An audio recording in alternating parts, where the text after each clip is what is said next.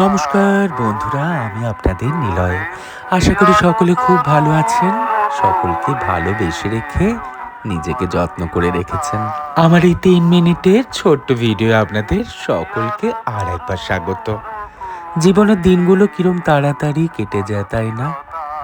নতুন সূর্য ওঠে আবার ডুবে যায়, চাঁদ ওঠে আবার একটা নতুন সূর্য। জীবনে চলার পথে কত সঙ্গী আসে আবার চলে যায়। কাছের মানুষগুলো হঠাৎ জীবনের পাতা থেকেই উধাও হয়ে যায়। আবার নতুন একজন মানুষের আগমন। এই নিয়েই তো আমাদের বিশ্ব সংসার চলছে। আজকে মঙ্গলবার, জানেন? ঈশ্বরের কাছে যেই ফুলগুলো অর্পণ করেছিলাম, প্রত্যেক দিন রাত্রিবেলায় ওনাদের শোয়ানোর আগে ফুলগুলো আমি একটা উর্লিতে রাখি। আজও তার ব্যতিক্রম ঘটেনি। মঙ্গলবারে পুজো টুজো সেরে অনেক কাজ ছিল আজকে আমার বাড়িতে অনেক ফুল।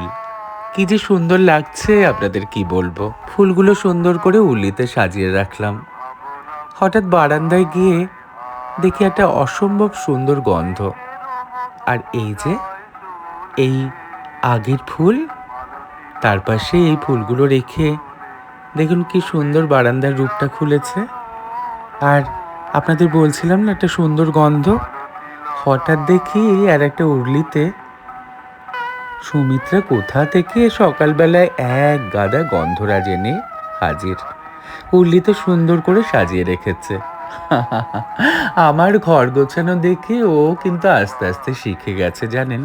জীবনে কত কিছু শেখার আছে কত জনের থেকে, তাই না? ইদানিং আমি হঠাৎ শুনলাম আমি নাকি মিষ্টি মিষ্টি করে বন্ধুদের সুবিধা নিই। আমি জানি না আমি কি সুবিধা নিয়েছি।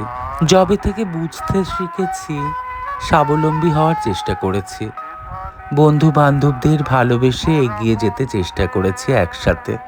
হয়তো কিছু কিছু বন্ধুর জন্য একটু বেশি করে ফেলেছি, তাই হয়তো এটাও জীবনে একটা শেখার ব্যাপার। আর যাকগে, আজকের ফ্যাশন স্টেটমেন্ট, এই সুন্দর কাঁথা স্টিচের কাজটা আজকেই পেলাম হাতে, জানেন? আমার ডিজাইনে আমার শিল্পী করে দিয়েছে। আমি একটু জারদৌজির ছোঁয়া লাগিয়েছি এতে। নারী পুরুষ উভয়েই এটা দিয়ে পোশাক বানিয়ে পরতে পারে। আর আমি ডিজাইন করলে পোশাক তো আপনাদের সাথে শেয়ার করবই। এই কফিটা আমার বন্ধু ম্যানচেস্টারে থাকে সৌনক আমায় জন্মদিনে দিয়েছিল। দিব্যি ভালো খেতে, কি সুন্দর দুধ পড়তে কেমন রংটা চেঞ্জ হয়ে গেল দেখুন। জীবনে আশেপাশে অনেক ভালো ভালো বন্ধু স্বজনরা আছে যারা আজ রং বদলেছে। একসময় যারা আপনার সাথে থাকতো, বাড়িতে ভিড় জমাতো, এখন ফোন করলে হ্যাঁ নাই কথা বলে, দেখবেন। এটাও জীবন পাঁচালী থেকে একটা শেখার ব্যাপার। আমার এক মাস্টার মশাই ছিল, জানেন? বলতো শেখরটা ভুলো না, সার পেয়ে তুমি তত্তরিয়ে বাড়বে, কিন্তু শেখর কাঁচা হলে ঝড়ে কিন্তু উপড়ে পড়ে যাবে তুমি। কথাটা আমার মনে আছে। বাড়ুক না আমার গাছ একটু আস্তে আস্তে, ক্ষতি কি। চললাম আর একটা নতুন গল্পের সন্ধানে আপনাদের জন্য। বিদায়।